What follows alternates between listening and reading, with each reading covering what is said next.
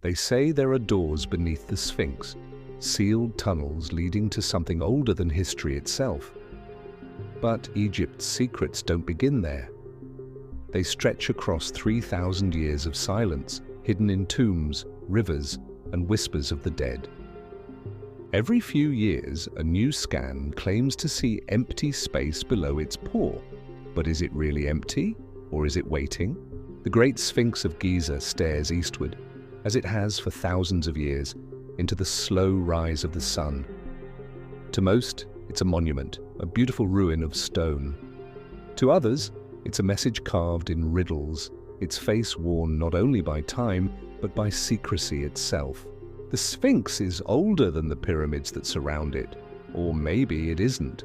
That's the first mystery, because no one, not even Egypt's most devoted archaeologists, can agree when it was built, or who gave it that strange, almost human smile. Beneath its paws lies a doorway, or what looks like one, a narrow rectangle of limestone, sealed, weathered, and suspiciously symmetrical. For centuries, it's been off-limits, not because there's nothing there, but because the very idea of what might be there frightens both the scientist and the believer.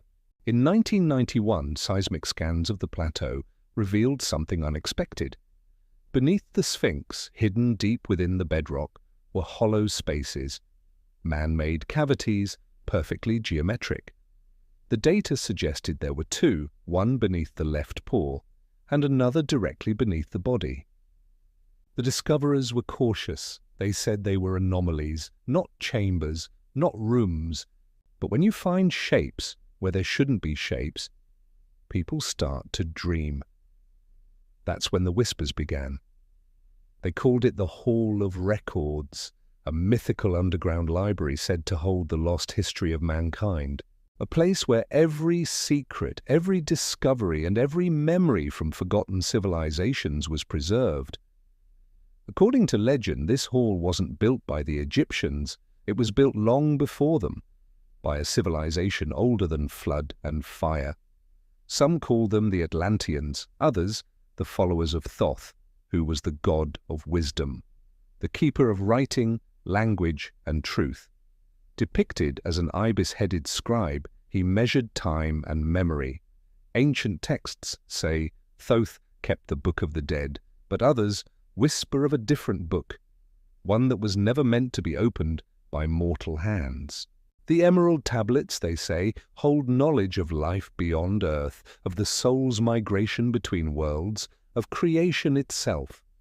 And when Atlantis fell, Thoth led the survivors east to a new land bathed in golden light, Egypt.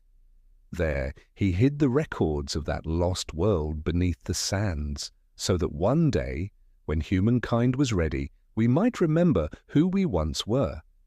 You can almost hear the desert breathe when you think of it. All that sand, all that stone, and somewhere beneath, a vault of memory carved by gods. For the mystics, it's not just myth, it's prophecy. They say that when the Hall of Records is found, the world will remember its forgotten origins.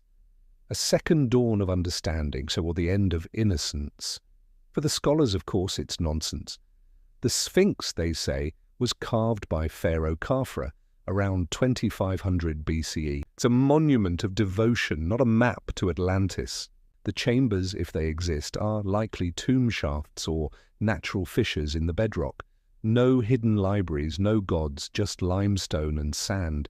And yet, no matter how many times science explains it, the myth refuses to die. Because Egypt is not just history, it's hypnosis. Every discovery there feels like déjà vu, like remembering something you never lived. And so the scanners return in 1977, in 1991, in 2015, and again in 2023. Each time the technology sharper, the data cleaner, and each time the same conclusion. There are hollow places beneath the Sphinx. They say that when you stand near the monument at dawn before the tourists arrive, you can feel a faint vibration underfoot, like the earth itself is whispering. Maybe it's imagination, or maybe it's the slow hum of something waiting to be found. In 1926, an explorer named Emile Barrès claimed to have entered a chamber beneath the Sphinx.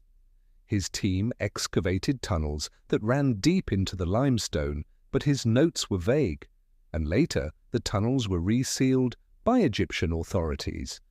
He spoke little of what he saw, only that the air was still and the walls were old beyond reckoning. Some say he found nothing, others say he was told to keep quiet. And so another layer of silence began. When American clairvoyant Edgar Cayce spoke in trance sessions during the 1930s, he claimed that the Hall of Records would be found beneath the Sphinx's right paw, and that it contained the story of Atlantis, the blueprint of the pyramids, and prophecies for the next age of humankind.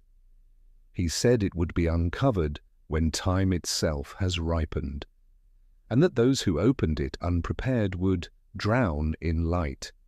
To his followers, this was revelation. To Egyptologists, it was blasphemy. Yet it changed something, because after that, every rumor, every unconfirmed discovery was seen as a clue in a cosmic puzzle. But what if both sides are right? What if the Hall of Records isn't a physical library at all, but a symbol? A reminder that Egypt itself is the record, its temples, its art, its silence, a language carved in stone waiting to be read. Maybe the halls are not underground, but in the geometry of its architecture, in the proportions of its monuments, in the coded rhythm of its gods. The ancients didn't write history the way we do, and with ink and pages. They wrote it into the world itself. Into the stars they aligned their temples with, into the silence between their prayers. Maybe that's what the scanners keep detecting. Not empty space, but memory itself. The Sphinx is strange because it doesn't belong to one time. It feels both older and younger than everything around it. Some geologists argue its body shows water erosion, marks of rain from an age when the Sahara was green. That would make it thousands of years older than Egypt itself. Imagine that. A monument built before civilization, staring across time, waiting for humanity to arrive. If true, it would rewrite history. But the desert doesn't care for our timelines. It buries everything the same way, patiently and forever. There's something unsettling about how quiet the Sphinx is. It doesn't roar, doesn't speak, it only watches. For the ancient Egyptians, it wasn't just a statue. It was a guardian.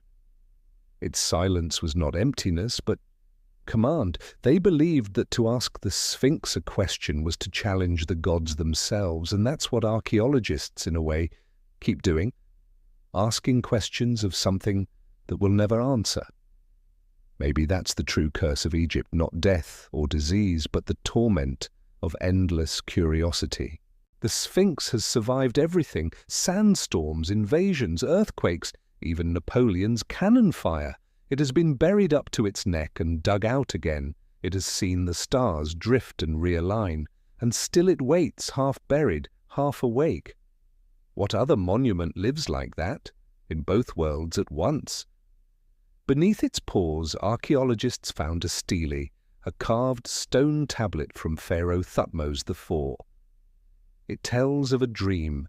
The young prince, sleeping in the shade of the Sphinx, was visited by the god within it. The Sphinx promised him the throne if he would brush away the sand from its body. He did. He became Pharaoh. It's known as the Dream Stele, a reminder that the Sphinx doesn't reveal itself, or it chooses who sees it. And perhaps that's the secret behind all secrets. The more you uncover, the more the mystery deepens. Every discovery beneath the Sphinx, real or imagined, becomes another layer of story, another whisper in the desert. In 2017, a team using ground-penetrating radar detected yet more anomalies, long horizontal voids running from the Sphinx toward the Pyramid of Khufu. Tunnels, maybe, passages, or just tricks of shadow and stone. No one knows. The site remains restricted, guarded, fenced off. Even the modern explorers who stand atop the plateau feel they're trespassing on something older than time. When night falls over Giza, the tourists vanish, and the desert reclaims its voice. The stars come down low, the air cools, and the Sphinx looks almost alive. Some say that at certain hours you can hear a faint hum from the ground, like the resonance of the earth itself. Others say it's imagination. But imagination is how all discovery begins. Maybe, just maybe, the chambers beneath its pores are not meant to be opened at all. Maybe they are meant to be wondered about. Because sometimes a mystery's power lies not in its answer, but in its silence. The Sphinx has seen every generation ask the same question, what's beneath? And every generation, it stays silent. But if you listen closely, past the wind, past the hum of the desert, you might hear something else. A slow rhythm, like a heart still beating beneath stone. They say there are doors beneath the Sphinx, sealed tunnels leading to something older than history itself. But maybe those doors don't open downward, maybe they open inward. Maybe the Hall of Records isn't buried beneath the sands, but buried within us. A memory of who we once were and who we still might be.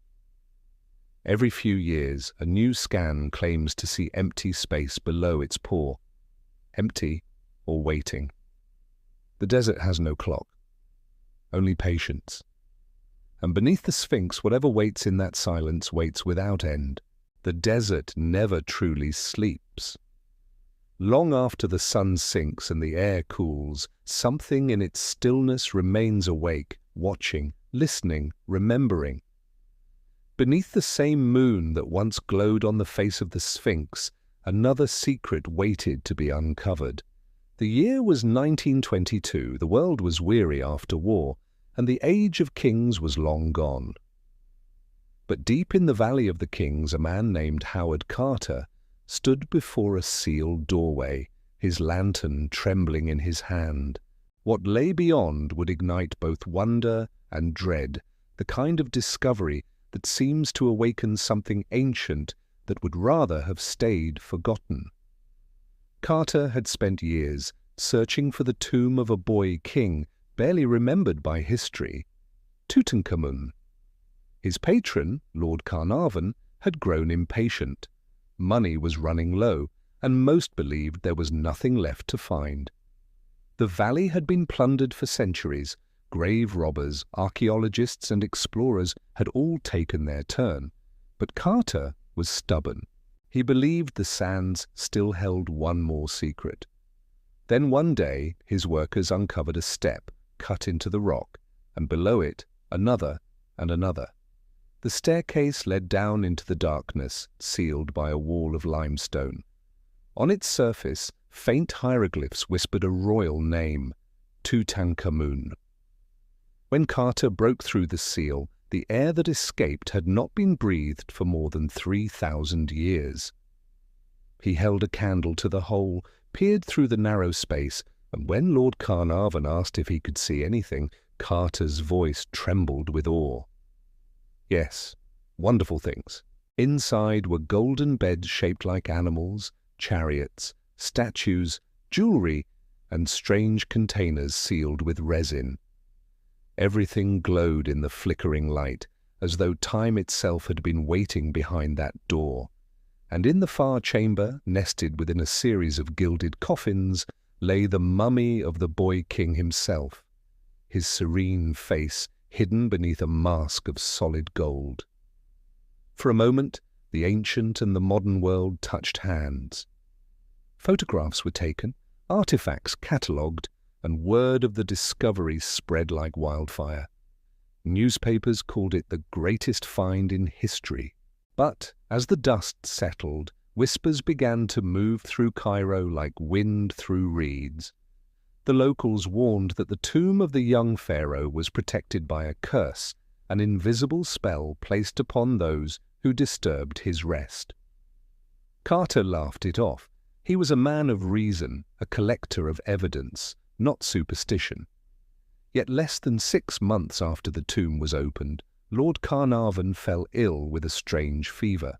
His wound from a mosquito bite became infected, and within days he was dead. They said it was coincidence, but when the man who read the inscription died within the week, the newspapers called it fate. The press devoured the story. They reported that at the exact moment of Carnarvon's death, the lights flickered and went out across Cairo. That his dog back in England howled once and dropped dead.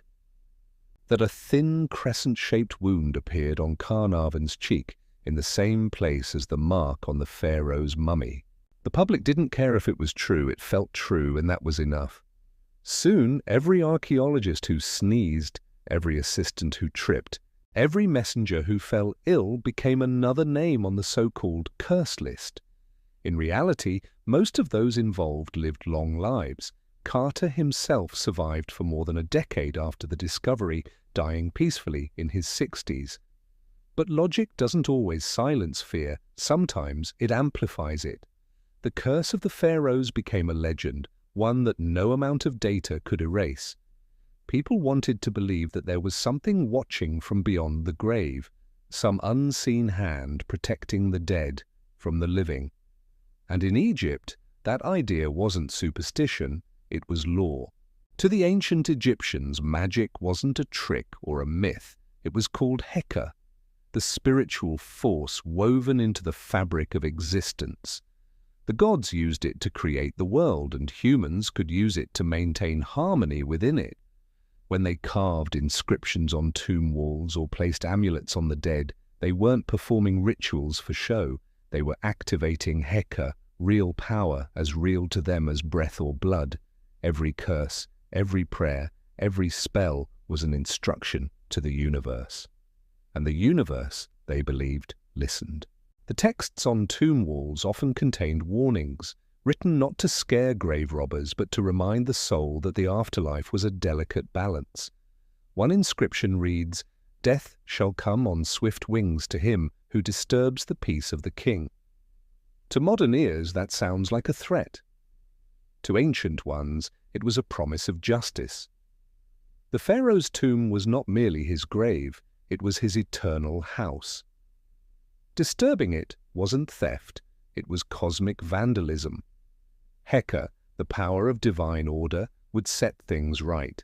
Even Carter, though skeptical, admitted that the tombs seemed to carry an atmosphere he couldn't explain.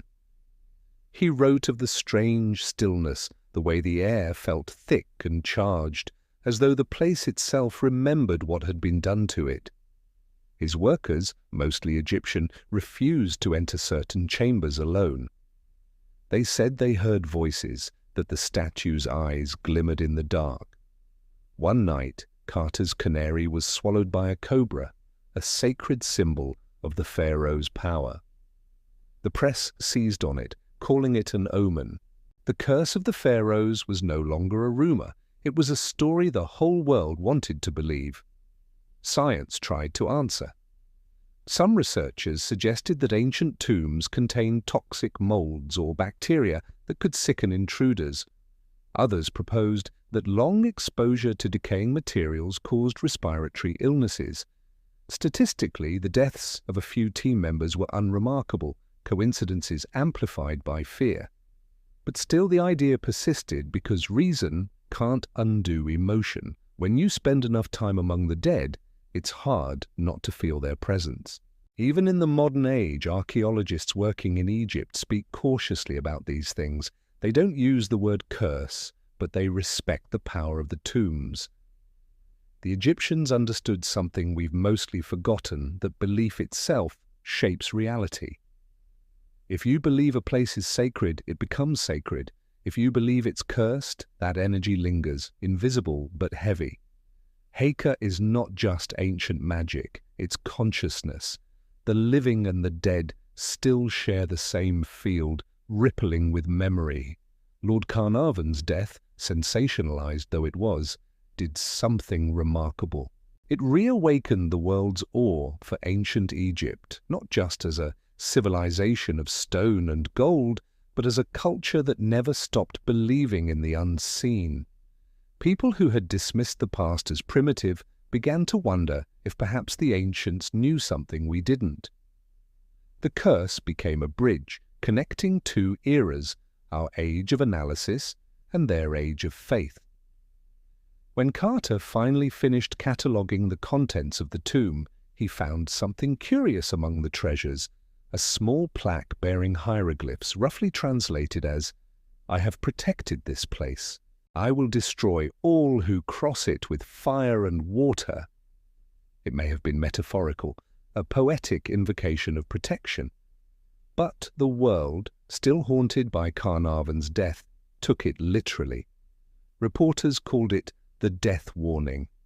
The legend grew taller with every retelling. Years later, when Carter's diary was studied, scholars noticed something striking. Nowhere did he mention fear, but his tone changed after the first few deaths. His entries became sparse, factual, almost clinical. It was as if he was writing not just to record, but to ward something off. He stopped describing the atmosphere, the light, the feeling of presence. The man who had written so vividly about discovery became suddenly quiet, guarded. Some think he was simply exhausted. Others suspect he felt the weight of what he had disturbed.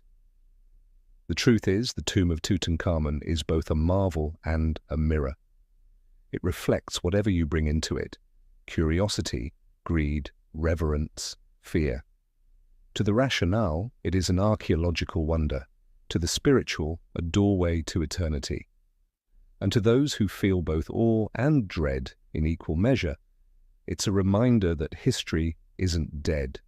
It breathes. Even now, the treasures of Tutankhamun travel the world in museum exhibitions displayed under soft lights and glass. People line up for hours just to stand before his golden mask. Many describe an odd sensation, an unease mixed with fascination. Some feel dizzy, others calm.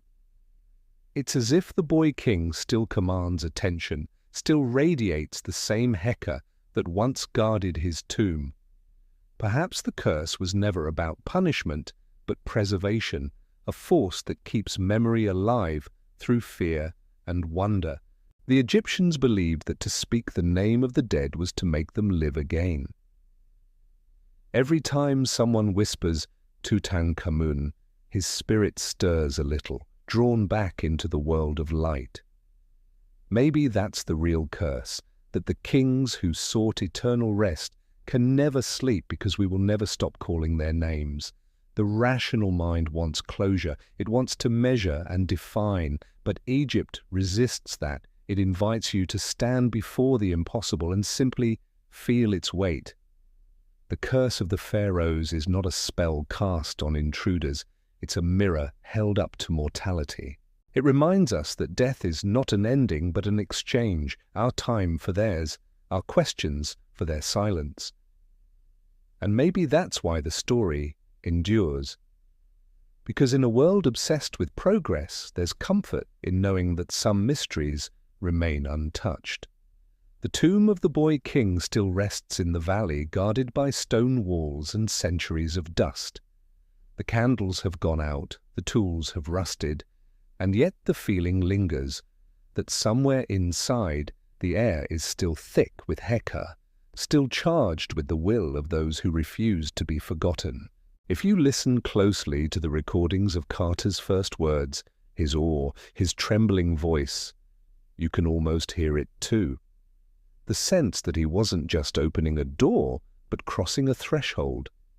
That the moment light touched the treasures of Tutankhamun's tomb, the past awakened, blinking, remembering itself. They said it was coincidence, but maybe fate has its own patience. In the cool silence of the desert, time moves differently. And perhaps the true curse is not death at all, but curiosity. The unending need to know, to open, to understand what was meant to stay still.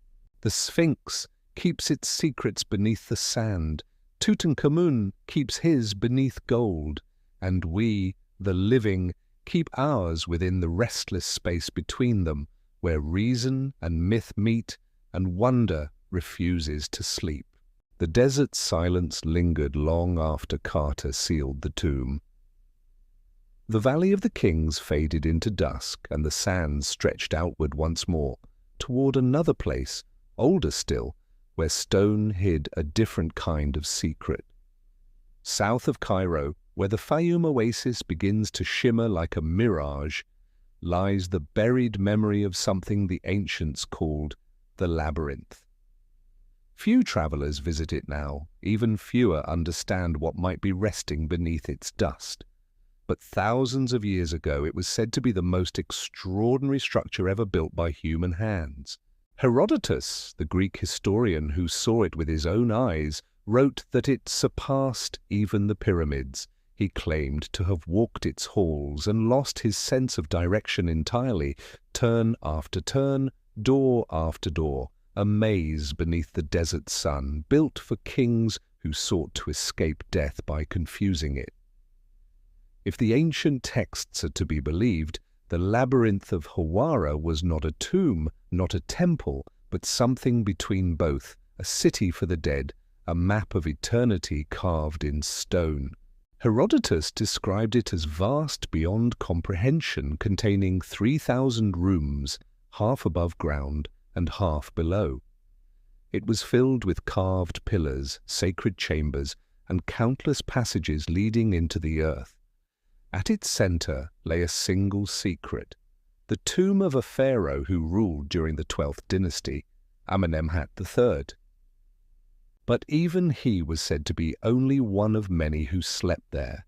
The structure was a monument to the entire line of kings, a house for memory itself. And yet today, no one can find it. The problem is not that the labyrinth was imaginary. Archaeologists have uncovered fragments, massive limestone blocks, foundations that hint at courtyards, corridors, colonnades, but the structure itself is gone, dismantled by time or human hands. What remains is a riddle carved into rumor. If something that grand once existed, where did it go? The answer, as always in Egypt, lies somewhere between the real and the mythic.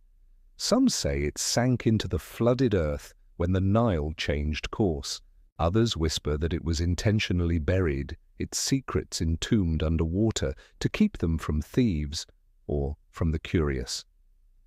The first modern explorers to reach Hawara in the 19th century found little more than scattered stones and shallow pools of brackish water.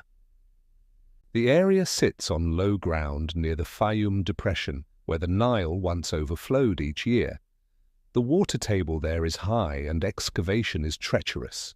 Even today you can feel the land breathing moisture through the cracks in its soil. Beneath those waters, beneath the silt, something waits.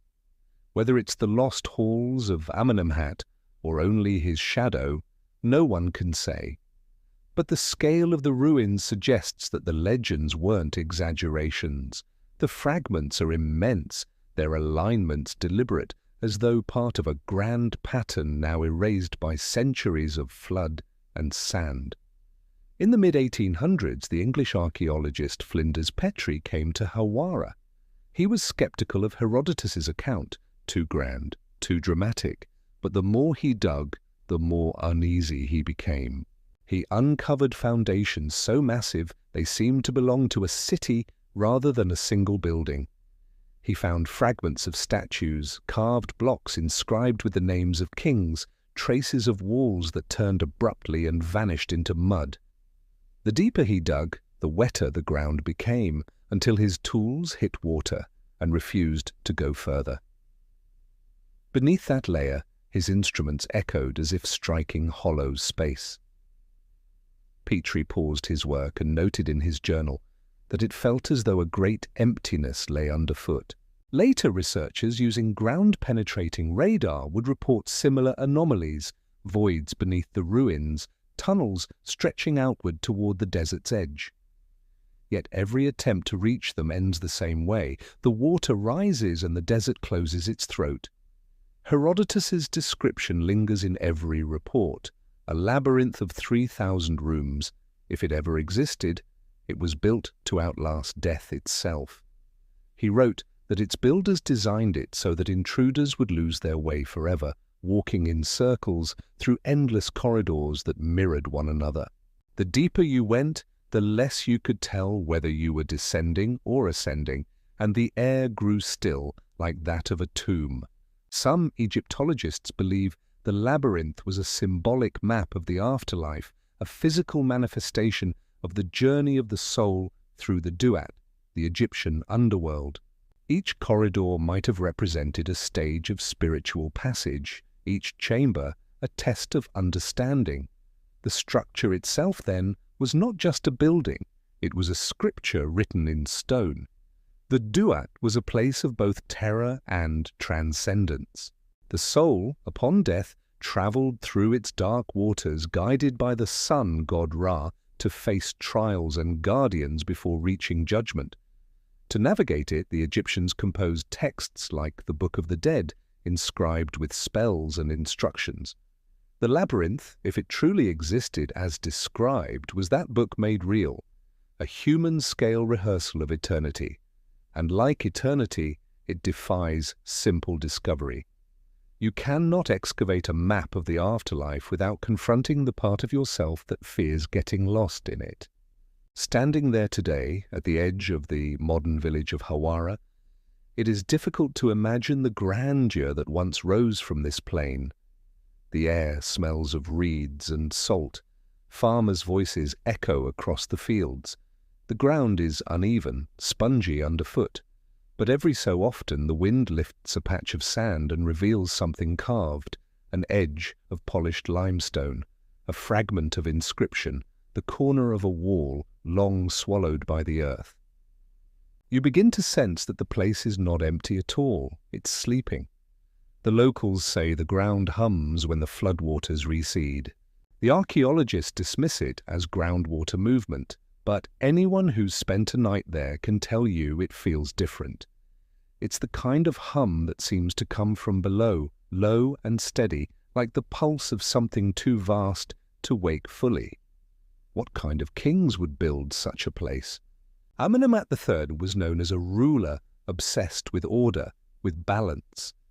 His reign during the Middle Kingdom brought stability after years of chaos. He expanded irrigation, built fortresses, and raised temples to gods both old and new. The Fayum region became a garden under his rule, a vision of renewal after darkness. And perhaps the labyrinth was his offering to that vision, a monument to eternal order, a place where the spirits of his ancestors could reside together, safe from time.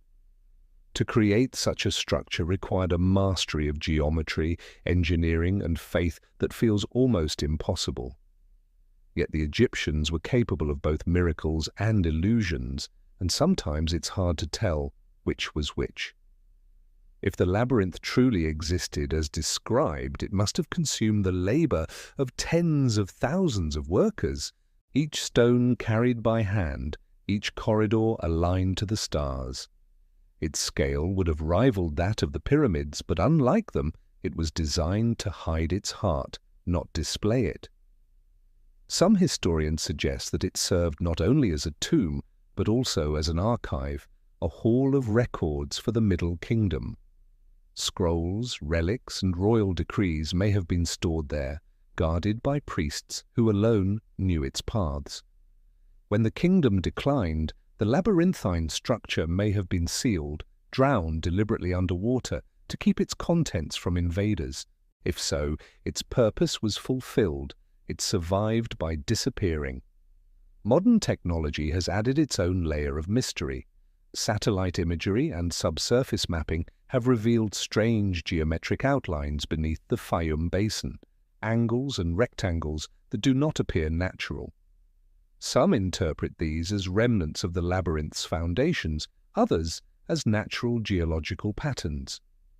The lines are blurred, literally and figuratively.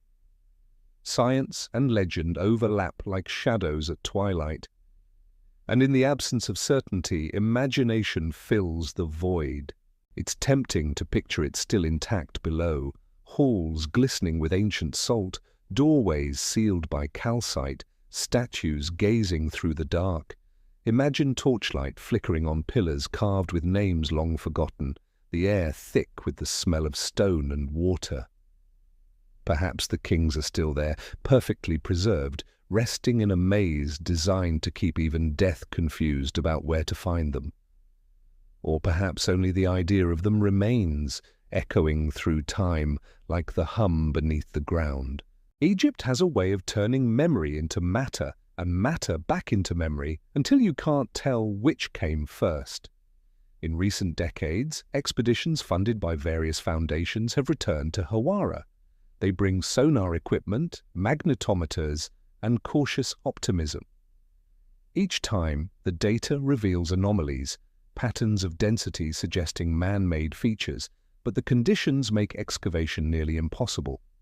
The water seeps in faster than it can be pumped out. The mud collapses, swallowing trenches overnight. It's as though the desert and the river have formed an alliance to keep the secret sealed. The researchers publish their findings, cautious and clinical, but between the lines you can read a quiet awe. They all seem to sense that they're walking on the skin of something immense. What fascinates me most about the labyrinth is how its absence has become its legacy. The less we find of it, the more it endures. It exists now as a concept, an eternal question about the boundaries of history and myth. To search for it is to walk a labyrinth of the mind. Each discovery leads not to an exit, but to another turning. Perhaps that was its lesson all along, that the true maze is not made of stone, but of curiosity. Herodotus may have exaggerated, but even exaggeration carries truth. He understood that awe is the beginning of knowledge, and that wonder, once felt, can never be buried completely. When night falls over Hawara, the desert grows very still. The stars reflect faintly in the flooded fields, and the wind moves in gentle spirals across the plain. You can almost trace the shape of the invisible structure in the way the sand shifts, in the lines the moonlight draws. Somewhere beneath, the labyrinth breathes softly, content in its concealment. It has outlasted empires, explorers, floods, and silence. Whatever knowledge it was meant to guard is safe, perhaps even from us. And yet, the story doesn't end here. A pattern runs through Egypt's mysteries, like a hidden thread connecting them. The hall beneath the Sphinx, the curse of the Pharaohs, the lost labyrinth, all point to the same idea that knowledge, once sacred, must be hidden from those who do not understand its weight. But there was one man in ancient Egypt who understood that weight better than anyone else. He was not a king, but something rarer, a thinker, an architect, a physician, a man who built not for power, but for meaning.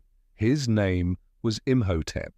They say he designed the first pyramid, that he healed the sick, that he touched the boundary between human and divine. His tomb, like the labyrinth, has never been found. And so the search moves on from one mystery to the next, each buried beneath the other like layers of a single dream. Somewhere out there, beneath the same desert moon, Imhotep still waits, his secrets folded into the sand. The wind shifts, the dunes settle, and Egypt sleeps once more, guarding what it refuses to forget. The desert rolls on endlessly, the horizon bending like a line of memory between worlds. The air hums with quiet heat, and beneath it, something ancient waits.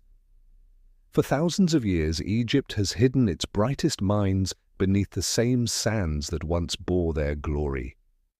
Kings have slept in golden chambers, priests in stone sarcophagi, and even the humblest worker has been wrapped for eternity. But there is one man whose tomb has never been found. Though his name is older than most kings, his legacy larger than any single reign. His name is Imhotep, the man who built Egypt's first pyramid, the thinker who turned stone into a language of immortality. He was no pharaoh, he wore no crown, led no army, and claimed no divine birthright. Yet the Egyptians carved his name into eternity alongside the gods. They called him the Great One, the son of Ptah, the high priest of Heliopolis, chief architect of the king, and finally, simply, Imhotep, the Wise. In a land that worshipped bloodlines, he was an anomaly, an ordinary man who ascended not by inheritance, but by intellect. And yet, for all we know about his works, we know almost nothing about his resting place. His tomb, like the heart of his genius, remains hidden. For 4,000 years they've searched the sands for his tomb, but perhaps his greatest design was one that hides itself. Imhotep lived around 2600 BCE, serving Pharaoh Djoser of the 3rd dynasty. Egypt was still young then, its religion and art still finding form. Death, too, was simpler. Kings were buried in flat-roofed mastabas, rectangular tombs built low to the ground. But Imhotep had another idea. He imagined eternity as ascent. The spirit, he believed, should rise toward the gods, not sink into the earth. And so, at Saqqara, he transformed the old mastaba into something the world had never seen before, a pyramid rising in 6 great steps of limestone. It was a staircase to heaven, both symbolic and architectural, a literal bridge between the human and the divine. That structure, the step pyramid of Djoser, changed Egypt forever. It was the prototype for every pyramid that followed, the foundation of an empire's obsession with eternity. To build it, Imhotep designed innovations no one had imagined before: cut limestone blocks, stone chambers, underground passages, ventilation shafts, ceremonial courts. He wasn't merely constructing a monument, he was redefining what it meant to die. The step pyramid was not a grave, it was a promise that through knowledge, design, and devotion, one could outlast time itself. When the pharaoh's body was laid to rest beneath the pyramid, surrounded by treasures and inscriptions, Imhotep was honored almost as an equal. His name was carved in royal records, his likeness depicted beside the gods of wisdom and healing. In later generations, when other dynasties rose and fell, his legend grew. People began to say he had not merely served the gods, he had become one. By the time of the New Kingdom, Imhotep was worshipped as a demigod, the patron of scribes, architects, and physicians. In the temples of Thebes and Memphis, priests offered him food and incense. Students of medicine prayed to him for guidance before performing surgeries or mixing remedies. To them, he was not just an architect of stone, but an architect of the human body, a healer whose wisdom could mend both flesh and spirit. Centuries later, when the Greeks came to Egypt, they recognized in him something familiar, their own god of healing, Asclepius, and they joined his name to theirs. Imuthes, they called him, the Egyptian sage who became divine. But divinity has a price. The more a man becomes a god, the less of his humanity survives in the record. Over time, Imhotep's life blurred into myth. His family, his birthplace, his death, all vanished into the silence of worship. The Egyptians, meticulous record-keepers, left no trace of his tomb, no inscription, no sealed chamber, no statue pointing the way. Some believed it was destroyed, others that it was hidden deliberately, sealed by those who feared his power would not rest. Still others claimed that Imhotep, who had conquered time with his art, had no need of burial at all. He had transcended it. In the 20th century, archaeologists returned to Saqqara, hoping to find what 40 centuries had concealed. The step pyramid had been excavated, its tunnels mapped, its underground chambers emptied of dust. Nearby, they discovered hundreds of smaller tombs, priests, nobles, workers, but none bore the mark of Imhotep. The deeper they dug, the stranger the findings became.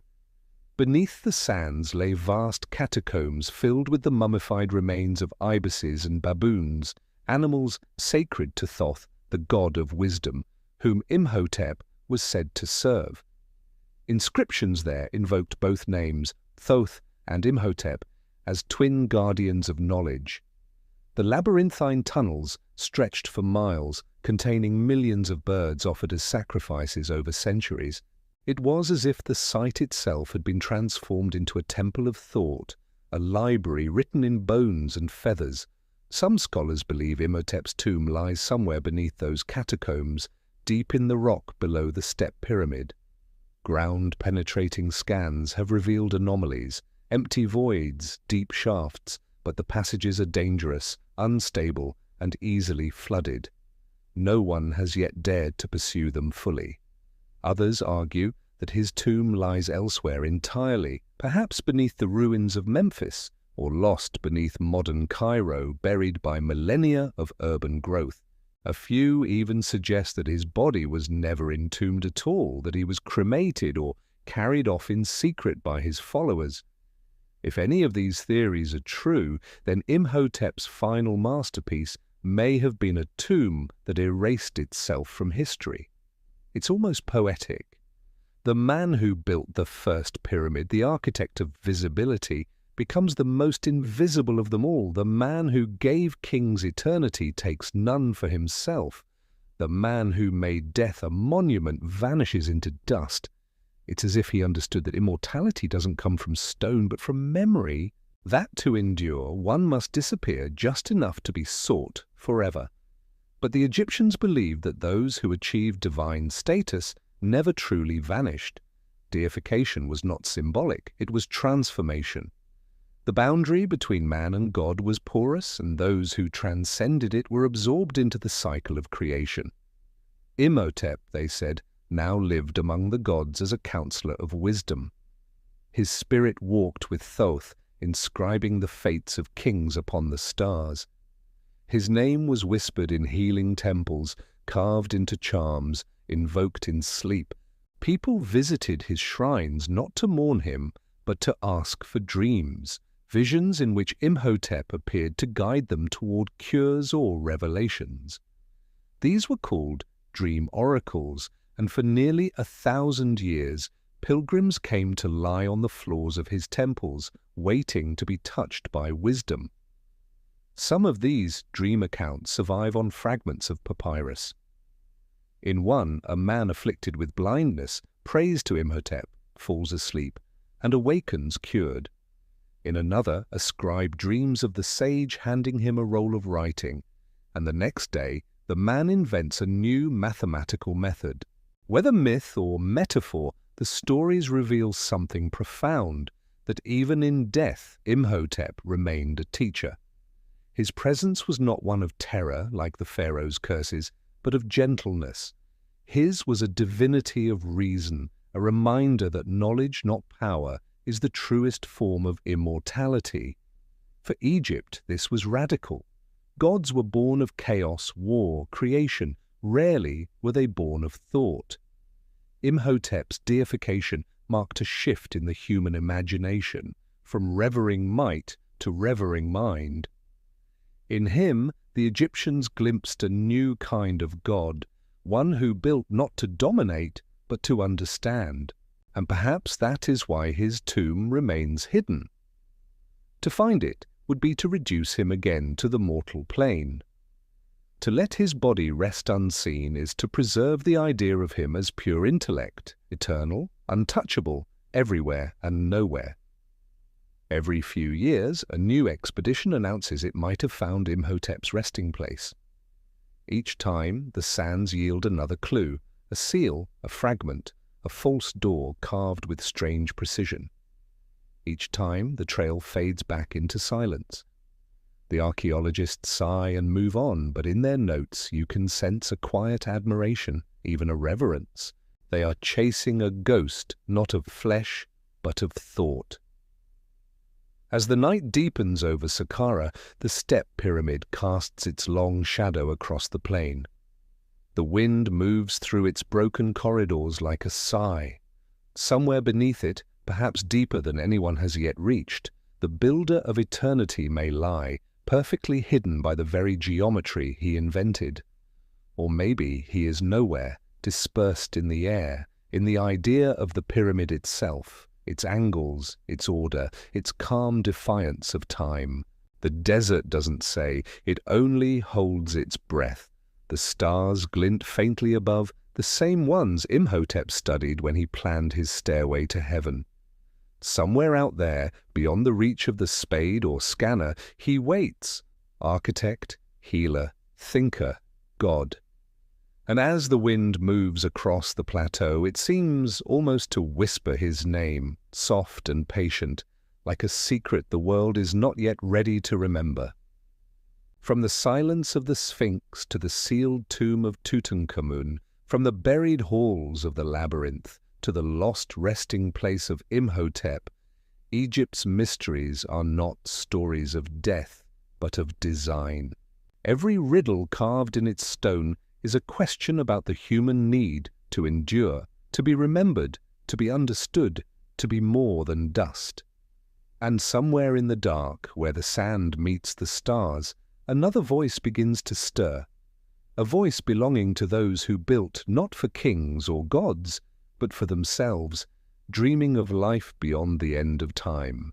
The next story waits, buried in its own chamber of silence, ready to rise again when the wind changes. The moon hangs low over the desert, pale and watchful, tracing the same horizon once lit by a different kind of sun, a sun worshipped not as a god among many, but as the only god there was.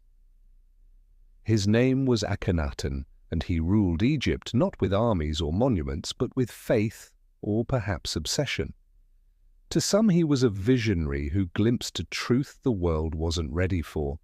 To others he was a heretic who tried to rewrite the sacred order of the universe.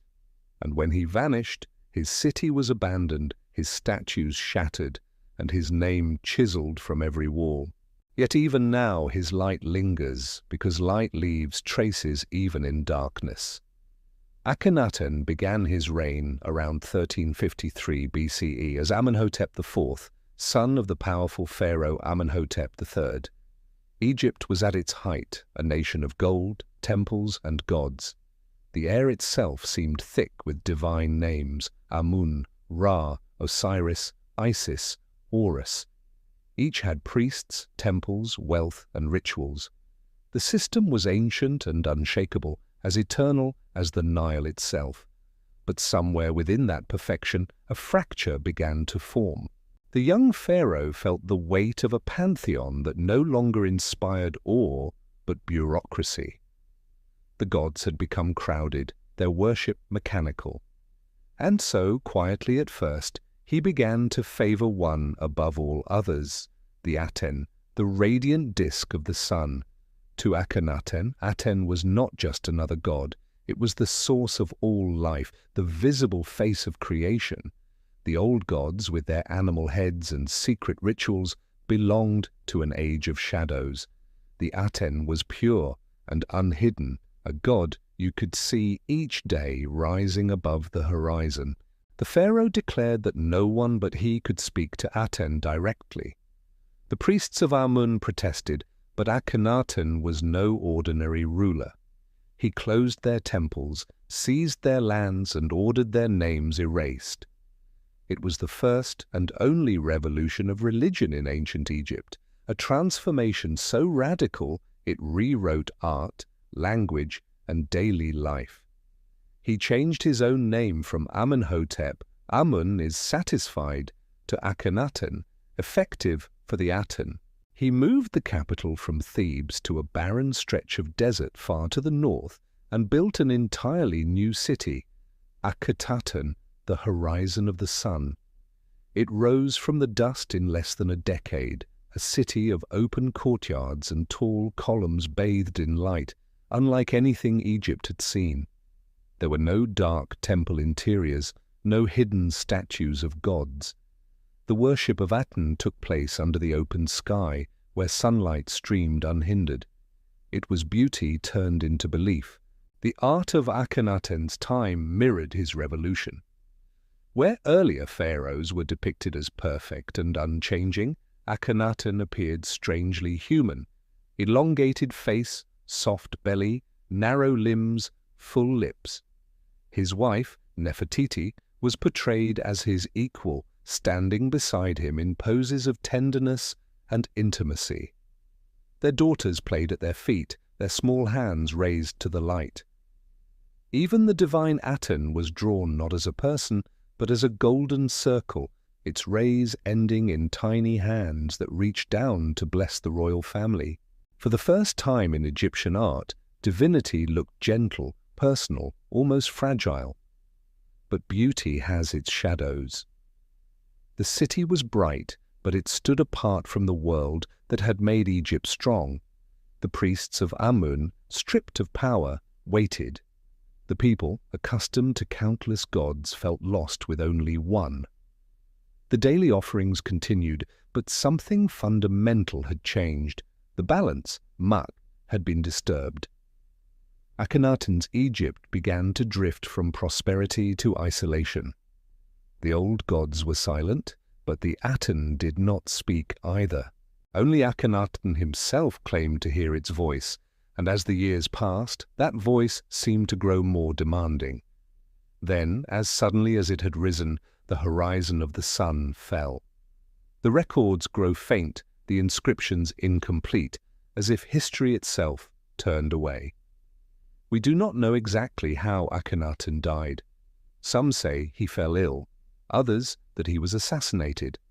His body has never been definitively found. What we do know is that after his death, Egypt erased him with ruthless precision. His city was abandoned, its temples dismantled, its stones carried off to build new monuments for the gods he had defied. The name Akhenaten was chiseled out of every wall, his image defaced, his cartouche left blank, a fate worse than death for an Egyptian, for to be erased was to be denied eternity. His statues were smashed, his name erased. But light leaves traces even in darkness. And indeed, his light never quite went out. His daughter, Akhenaten, married the boy king Tutankhamun, who was likely his son. Under their brief reign, the old religion was restored, but traces of the Aten lingered in the art and language of the time. Even the young Tutankhamun's name, originally Tutankhaten, living image of Aten, was quietly changed to honor Amun once more. Yet perhaps unknowingly, the idea of one god, of a single, universal divine, had taken root in the Egyptian consciousness. It would outlive them all. Historians have long debated what drove Akhenaten's revolution. Was he a visionary philosopher centuries ahead of his time, or a fanatic blinded by his own revelation? Some see in him the first monotheist, the seed from which later faiths might have grown.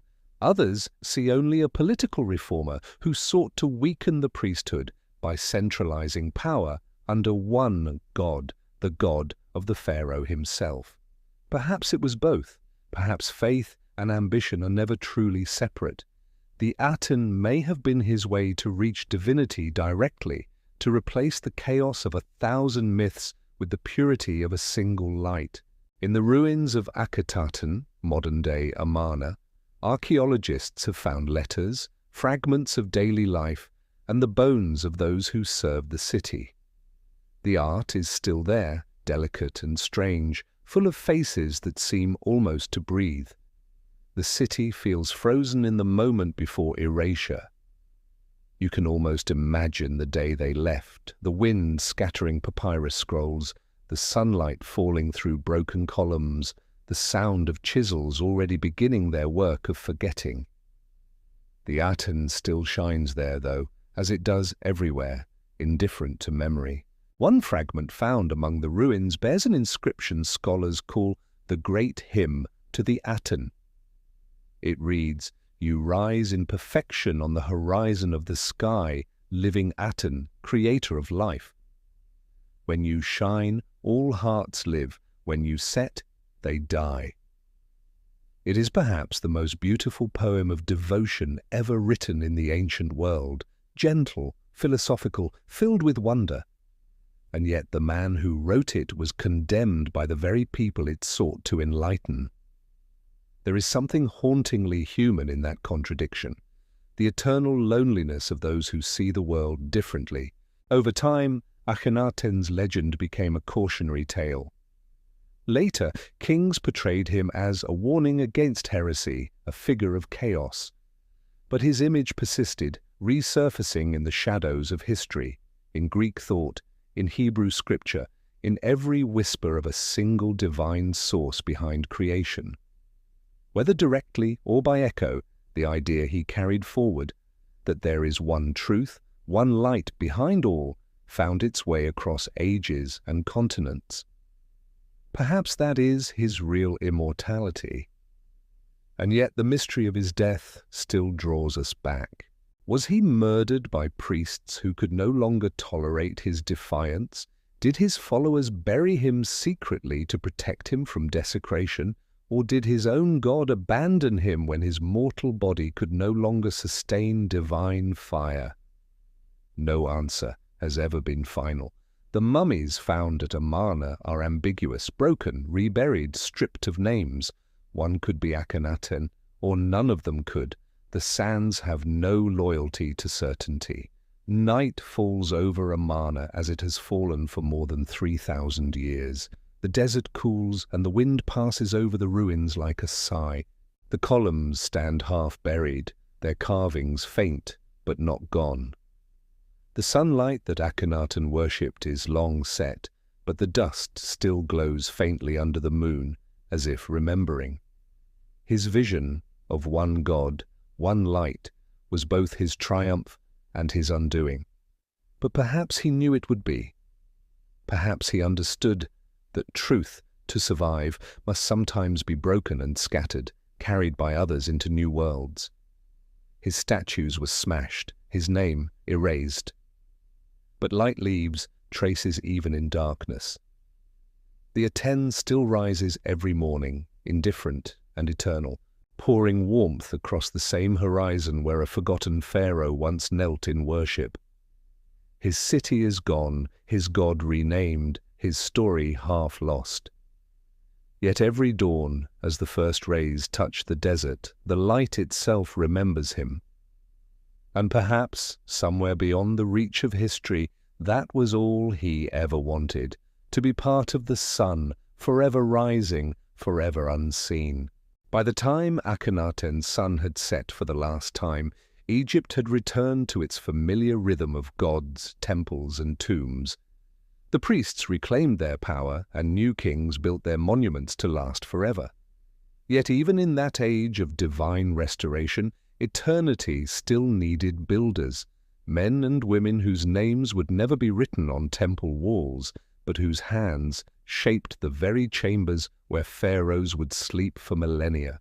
On the western side of the Nile, opposite the glittering city of Thebes, there once stood a place unlike any other in the ancient world, a hidden village surrounded by cliffs and desert. It was called Deir el-Medina, the city of the workers. It was small, walled, and isolated, a world apart from both the splendor of the royal court and the lives of ordinary farmers along the river. Its inhabitants were craftsmen, stonemasons, painters, architects, and scribes, the elite artisans who built and decorated the royal tombs in the Valley of the Kings. They lived in modest stone houses arranged in neat rows, each with a courtyard, a kitchen, and sleeping quarters. The air was thick with dust and color. By day they descended into the valley to carve eternity for others. By night they returned home to families, laughter, and stories whispered beneath oil lamps. They painted eternity by day, and by night carved secret prayers into the walls. For centuries their existence was forgotten. The desert buried their homes in silence until archaeologists uncovered them in the 20th century. What they found there changed the way the world understood ancient Egypt. For the first time, history revealed not the voices of kings or priests, but of the workers themselves. the artists behind immortality. Their walls were covered in graffiti, sketches of gods and animals, caricatures of overseers, love notes, jokes, prayers. Fragments of papyrus recorded their daily lives, shopping lists, marriage disputes, personal letters, even excuses for missing work. It was the most intimate window into ancient Egypt ever opened.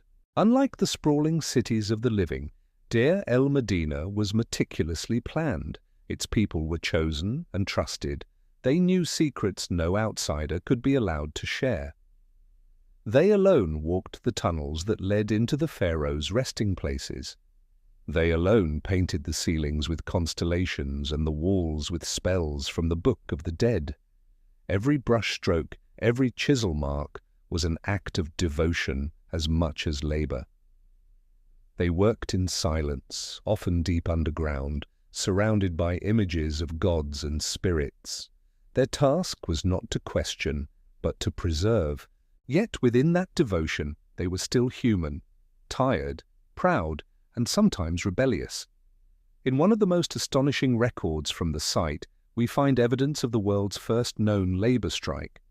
It happened during the reign of Ramesses III, around 1157 BCE. The workers, unpaid and hungry, put down their tools and refused to enter the tombs. Their complaint was simple. They had not received their rations of grain and oil. They marched to the local temples, shouting that they would no longer work for hunger. The overseers tried to calm them, promising deliveries that never came. When nothing changed, the workers staged sit-ins at sacred sites, blocking access to the Valley of the Kings itself. The pharaoh eventually relented and their supplies were restored. On papyrus, one of the scribes recorded the event with quiet pride. It is the first time in history that common men spoke directly against the will of their divine king, and were heard. Life in Deir el-Medina was strict but steady. The community was divided between right and left work gangs, each responsible for one side of a tomb. The foreman oversaw construction, while scribes recorded progress and ration distributions. They worked 8 days in a row, then rested for 2. During festivals, the entire village celebrated with music, beer, and offerings to Hathor, goddess of joy and motherhood. Yet behind that order were small acts of rebellion, of individuality.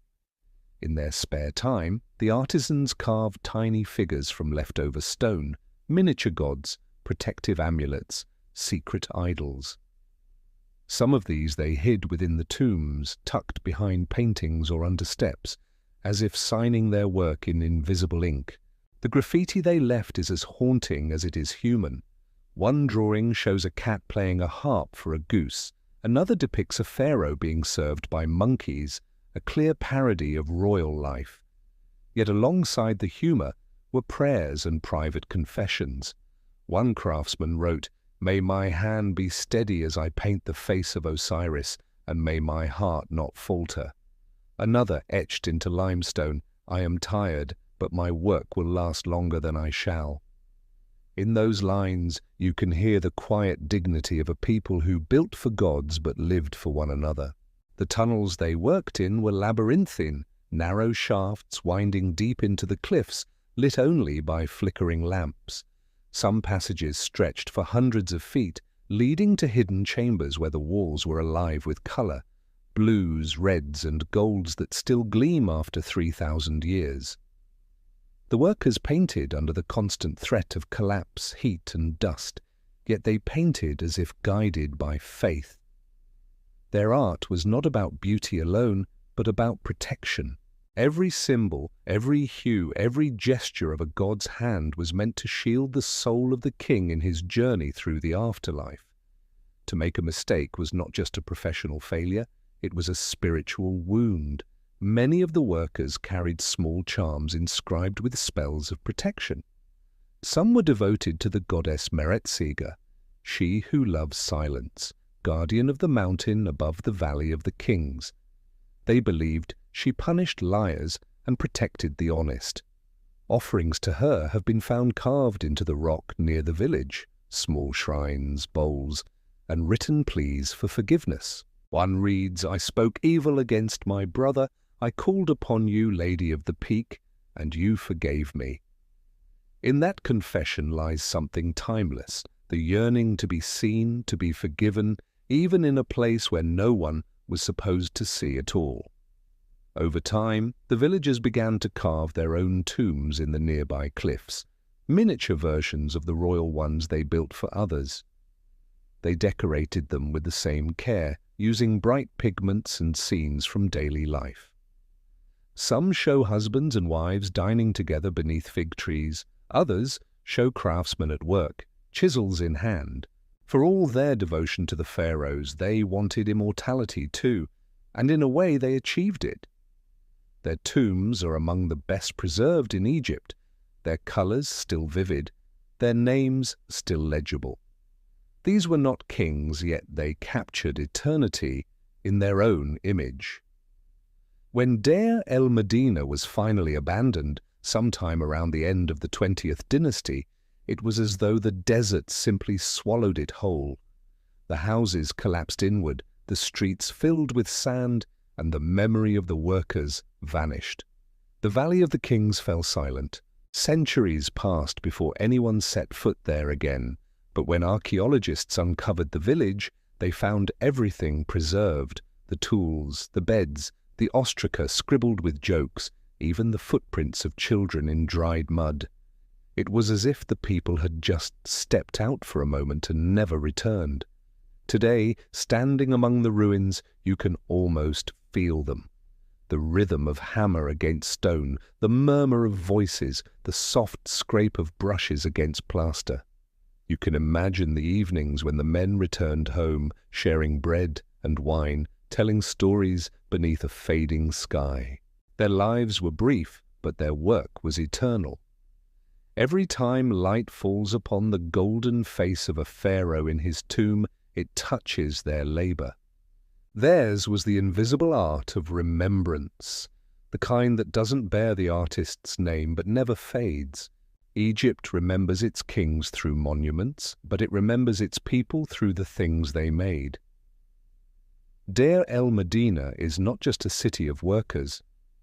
It is the heartbeat of human craftsmanship, the proof that eternity is not the privilege of gods, but the result of love and labor. The workers who painted the night sky on the ceilings of royal tombs left part of themselves in every star they drew. And perhaps that is their true immortality.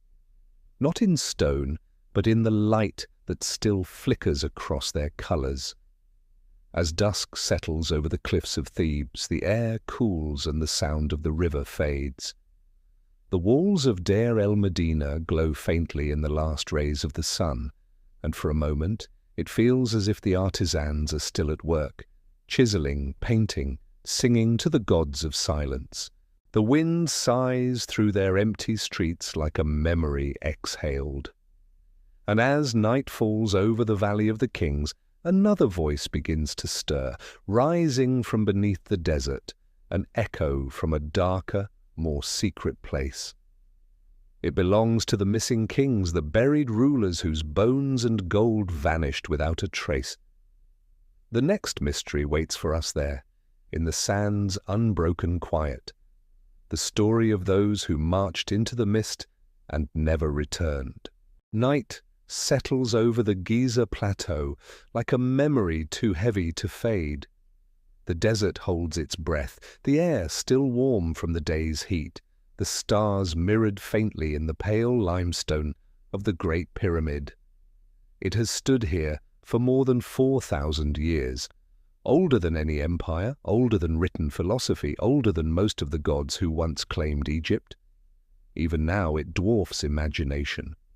From the base, its edges rise into the dark with impossible precision, its summit lost against the stars. And somewhere inside this mountain of stone, in chambers sealed and unseen, a mystery continues to hum quietly, patient as time itself. In recent years, technology has begun to do what hands could not. Using muon tomography, a kind of cosmic X-ray that measures particles from deep space as they pass through solid matter, Scientists have scanned the Great Pyramid in search of anomalies, hollows, corridors, or voids unseen by the human eye. What they found astonished even the most skeptical archaeologists. Hidden above the Grand Gallery, a steep internal passage leading to the king's chamber, was a vast, empty space the size of a passenger plane. Its walls are unreachable, its purpose unknown. It does not appear in any of the pyramid's known plans. To this day, no one has entered it. The discovery reignited an old question. Why would the ancient Egyptians build such a structure, only to hide so much of it from themselves? The Great Pyramid is already a marvel of precision. Its sides aligned to true north within a fraction of a degree. Its blocks fitted so tightly that even a blade of grass cannot slide between them. For centuries, scholars have debated its purpose. Most agree it was the tomb of Pharaoh Khufu, the mighty ruler of the 4th dynasty, known to the Greeks as Cheops. Yet when explorers finally broke into its inner chambers in the 9th century, they found no sarcophagus, no body, no inscriptions, nothing to identify Khufu or explain the pyramid's secrets. It was as if the tomb had never been used or had served a different purpose altogether. Now, with the revelation of the new void, the debate has deepened. Some believe it is an unfinished chamber abandoned during construction. Others think it's a relieving space, an architectural trick designed to reduce pressure on the galleries below. But the pyramid has never been a place that fits easily within engineering logic. Its builders were mathematicians, astronomers, mystics. Every corridor, every angle, every measure seems to align not only with the stars but with ideas. Numbers that echo the movements of celestial bodies, proportions that mirror the geometry of the earth itself. To build something like this was not to construct but to communicate. And so the question arises, communicate with whom? Theories bloom like mirages.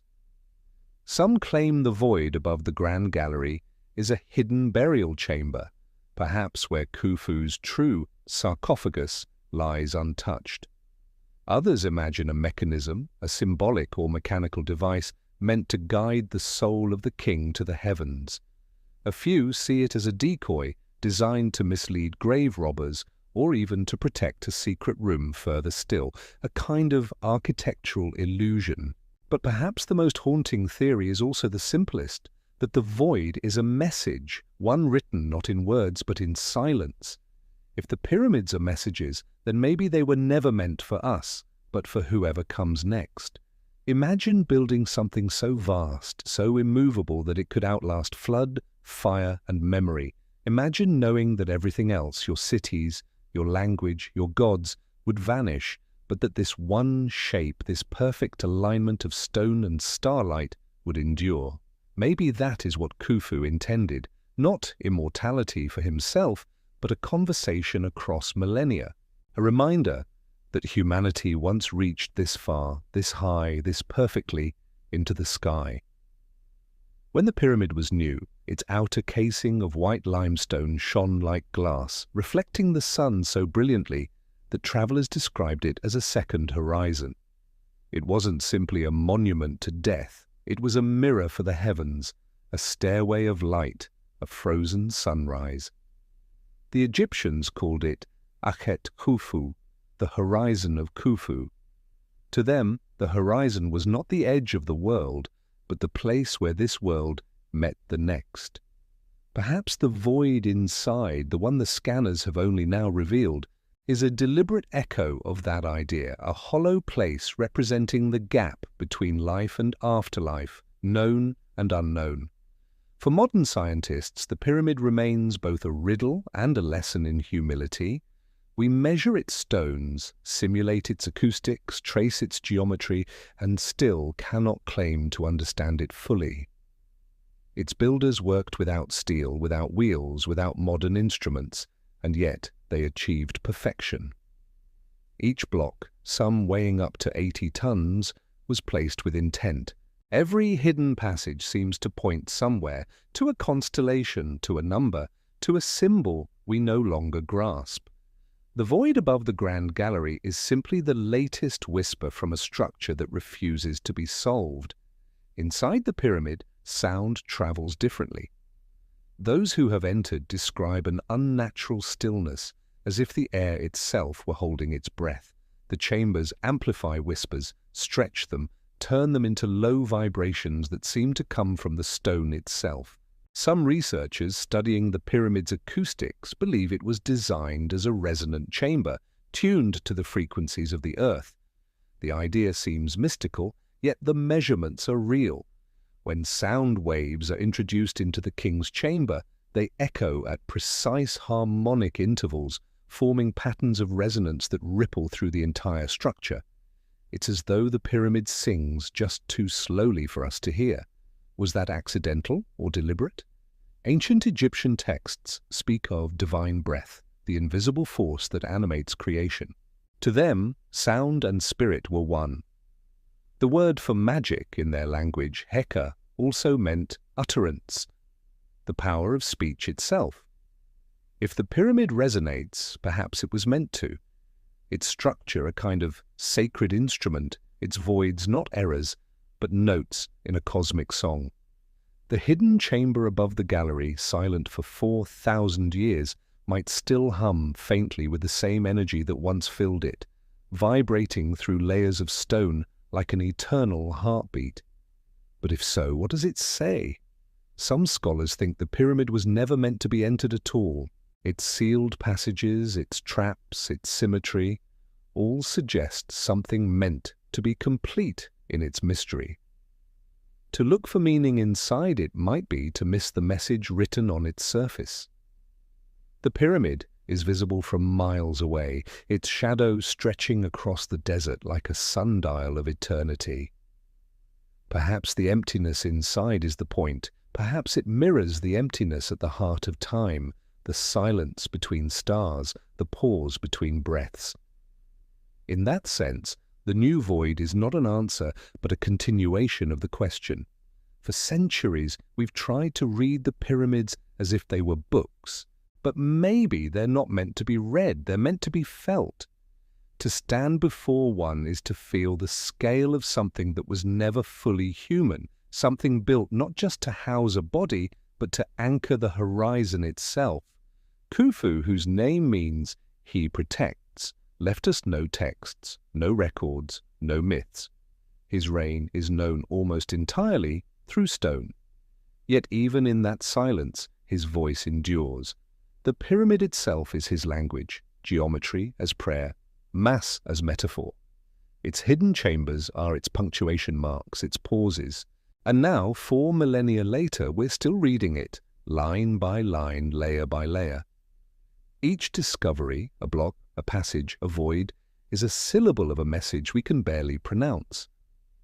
At sunset, the last light slides along its northern face, and for a few minutes the pyramid looks alive, as though exhaling gold.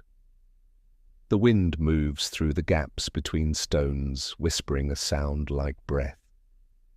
Standing there, you can feel the weight of time pressing outward, not inward, the sense that this place doesn't belong to the past at all, but to whatever future will have the patience to understand it. If the pyramids are messages, then maybe they were never meant for us, but for whoever comes next. That thought lingers long after you've left. The road back to Cairo hums with noise and life, but the mind stays in Giza, circling that unseen chamber high in the stone. It may be empty, it may contain nothing at all, and yet somehow it holds everything, the hope that knowledge survives, that mystery still matters, that even in an age of machines and measurement, there are places that remain beyond our reach. Perhaps that is Egypt's truest magic, not the preservation of the dead, but the preservation of wonder. The Great Pyramid endures because it reminds us that mystery itself is sacred. Every new discovery only deepens it, like light refracting endlessly through crystal. Beneath its weight, we remember what the ancients knew instinctively, that understanding is not the end of curiosity, but its beginning. The night deepens. The stars wheel slowly above the pyramid's peak, tracing the same constellations the builders aligned to so long ago. The cosmic rays that now reveal its secrets pass through us as well, silent and invisible, connecting stone, sky, and time in a single breath. Somewhere inside that great structure, the void remains, still, patient, untouched. Whether it hides a chamber, a mechanism, or nothing at all no longer matters. What matters is that it exists, that something within the heart of human achievement remains unknowable. And maybe that was the design all along. For what greater monument could there be than one that continues to teach humility? The Great Pyramid stands as a mirror to the sky and to ourselves, reminding us that even when we look into emptiness, we are really seeing our own reflection, waiting across the ages. The wind rises again, lifting a thin veil of sand that dances briefly along the pyramid's base before vanishing into the dark. The desert exhales. The stars drift westward, and the horizon glows faintly, as if the sun were about to rise once more. Somewhere deep within the stone, the hidden chamber waits, filled with silence, filled with light. The line between past and future fades, and for a moment you feel the shape of eternity itself, vast, patient, unfinished. The night has grown long, and the wind that moves over Egypt now is the same that once swept through the courts of kings and the corridors of tombs. It carries no sound of footsteps, no murmur of prayers, only the low hush of eternity breathing through sand. The monuments lie quiet, half buried, half awake, watching the centuries turn over like the slow movement of dunes. Time here does not pass. It gathers, layering itself into the earth until memory and dust become one. The desert keeps its promises by keeping its silence, and somewhere beneath the Sphinx, the oldest story in the world is still being written. It is strange how the mysteries of Egypt still hold us, long after their makers have vanished. The pyramids have been measured, the tombs opened, the hieroglyphs translated, and yet the questions remain. Perhaps that's why we keep returning to them, in dreams and in stories, under starlight or in the hum of a late-night thought. We are not chasing answers. We are chasing connection, the feeling that the past still sees us, that the lives carved into stone are somehow watching as we walk among their ruins.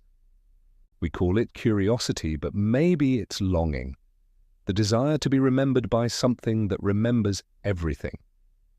Every age has tried to explain Egypt in its own image. The Greeks saw wisdom. The Victorians saw romance.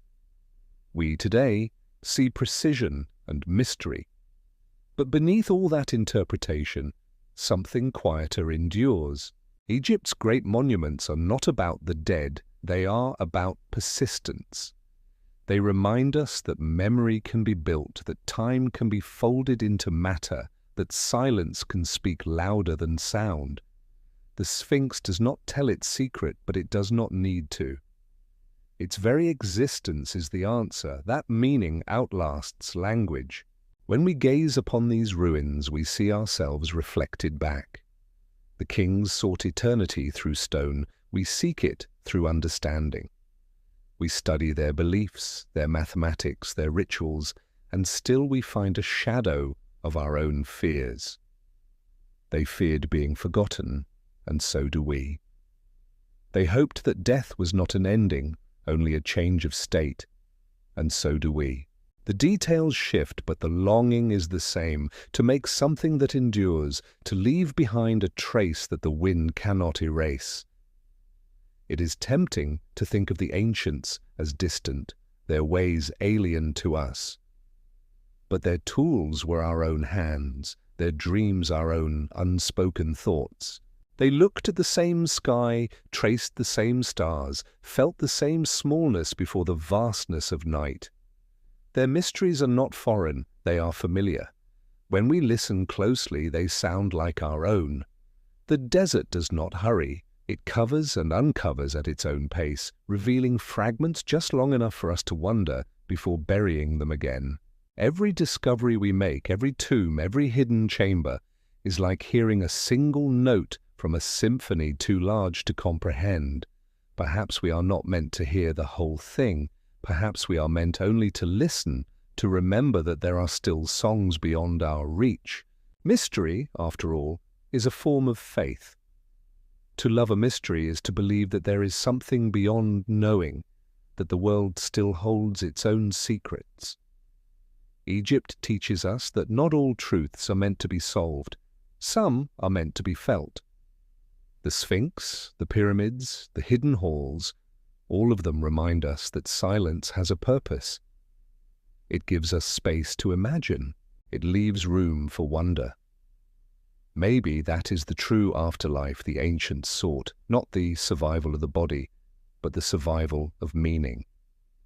They built so that we would still ask questions, still feel awe, still look up at the night sky and wonder where it all leads. In that way, they achieved what every empire fails to do. They became timeless not through conquest, but through curiosity. And what of us, the distant heirs to their imagination? We walk among their ruins with cameras and scanners, measuring what cannot be measured. Yet still we pause, humbled by something we can't quite name. The sand slips between our fingers, the wind hums against the stones, the sunlight strikes the limestone and turns it briefly to gold. For a heartbeat, we feel it, the pulse of time, steady and endless, connecting the living to the long gone. The mysteries of Egypt are not waiting to be solved, they are waiting to be remembered. They do not hide from us, they invite us to look, to listen, to feel the weight of history pressing softly against the present. And when we leave, when the lights fade and the horizon glows faintly with dawn, they remain patient as ever. The desert keeps its promises by keeping its silence. And somewhere beneath the Sphinx, the oldest story in the world is still being written.